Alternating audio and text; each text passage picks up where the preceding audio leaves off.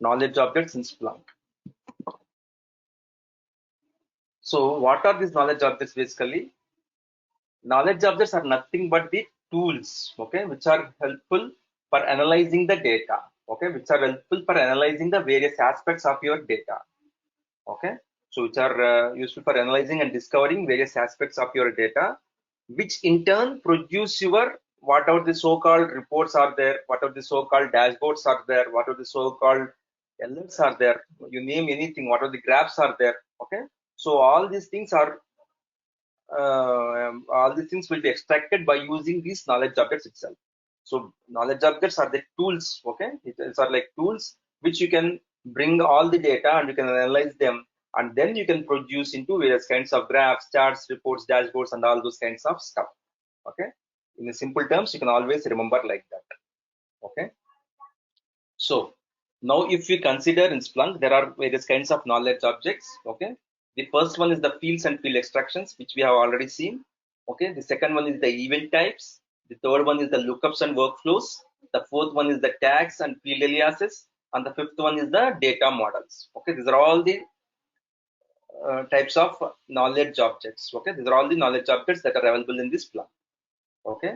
So now if you consider fields and field extractions, okay, these come under the category of data interpretation. Okay. So data interpretation. Do you know what is meant by interpreter, by the way? An interpreter is the one which executes line by line. Okay. So people who are into programming and all, they know very well. Okay. So interpreter is the one which executes the things line by line, whereas compiler is the thing which executes in blocks. Okay. Directly it can execute block of the code and it can analyze. Whereas interpreter is the one which executes line by line. Okay. So now if we consider whatever we have done, okay, what by writing the regular expression, okay. So how it will be considering this event, this entire thing yesterday we have considered this entire thing, it will be considered as a string, the entire event, and there it will be trying to extract whatever the thing we want. We are extracting whatever thing you want. So event by event, line by line, it is executing. Okay. So in that way, it is also data interpretation. Okay. It comes under category of data interpretation, fields and field extractions. Whatever we have seen now, you know very well about that, right? That is one thing. Okay. So that is comes under data interpretation. So fields and field extractions are also knowledge objects only. Okay. Now all the knowledge objects are shareable. Okay. So that's why we have, if you do remember, okay, we have shared it across reading for all users and writing for power user and admin. Okay. Like that we have distributed and we have shared, right? So all the next point is that only I will coming to that. So knowledge objects are shareable and distributed. Okay. Please do remember that. And again, and the next one is the event types. Okay, the next knowledge object is the event types. So what are event types basically? So whatever the events are there, okay, whatever the events we are seeing over there, they can be differentiated into different types. Okay, they can be differentiated into different types. For example, if you consider running as an event, okay, if you consider running as an event, you will be having several event types, right? Several types of running. So 400 meters running will be there, 5K run will be there, 10K run will be there, half marathon will be there, marathon will be there. Like that, we will be having several kinds of types of running, right? So similarly, in our Splunk also, whatever the events we have, we can always classify them into different types. Okay, we can always classify them into different types. Okay, so that's why they come under data classification. Okay, they come under data classification. Whatever the events you want, you can classify them into different types, so that it is easy for you to access, right? So because it comes under a certain classification, it is easy to you to access, right? So those are event types. Okay. Next one is the lookups. So what are lookups basically? You can always get external data into Splunk environment. Okay. External data like from servers, external servers, or from CSV files. Okay. Like that, you can always get the external data into the Splunk environment, and you can, moreover, you can combine the data. Whatever your native data is there, whatever your native fields are there in your particular index, in our net underscore index, these are the native fields, right? These are all the native fields. So whatever the native fields are there, by bringing that external data, you can combine that native data, and you can produce more results. Okay, you can produce more meaningful information for the end user. That means what? You are nothing but you are providing data enrichment. Okay, so that's why it comes under the classification of data enrichment. You will be providing more useful information apart from the information whatever you are having right now in your native index. You can always bring some extra information from some external files, and you can add those information, and you can provide that information. Okay, some extra information, additional information. So this is called as data enrichment, and also whenever you use lookups, there is no licensing happening. That is different story. I'll be explaining whenever I am teaching lookups. Okay, so that is that we can always get extra information from external servers, and we can combine with the native fields in a particular index. Okay, irrespective of the index again, not irrespective of the index. You can if you want to combine with anything, and again based on the field we should have a common field. I will be explaining all those things, but what is the concept? You can get the data into Splunk environment, and you can combine with the native fields, and you can produce more meaningful information. Okay, that's why they are called as, they comes under category of data enrichment. Okay, these are also called as knowledge objects, where we'll be producing several kinds of reports and all by using these lookups as well. Okay, that is the thing. And the next one is the workflows. Okay, workflow actions. So what are workflows? Here also we'll be getting external information.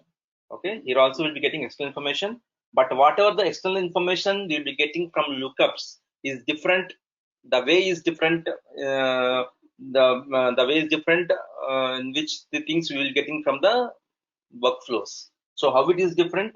Here lookups, for lookups we will be having physical data. Okay, even though we need not index, and even though there is no licensing happening, we have to get the physical data, right? We have to, in the form of CSV files or in form of log files or external servers like that, we have to get the physical data, and then we have to combine the data with our native fields. But in workflows there is no need of that. Okay, directly from the external websites, okay, we can always get that things into our Splunk environment.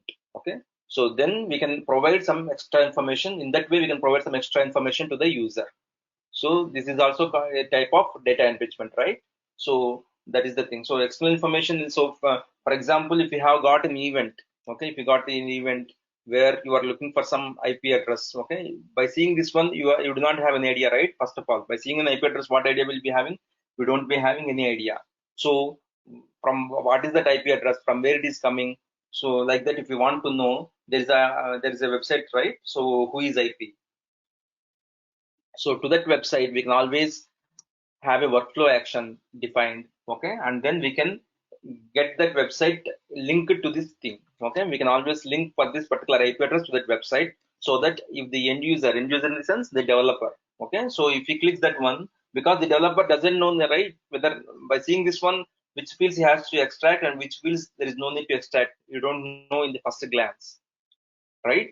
So then it will be useful. Okay, if you connect that data, if you connect that website to your so-called IP address, then it will be useful, whether he will be getting some extra information basically. So then he will be deciding whether to extract it or not. Okay, like that it will be useful. Generally they have been, these people, they will be giving, okay, these things they will be doing. So the workflows, okay, that is the thing.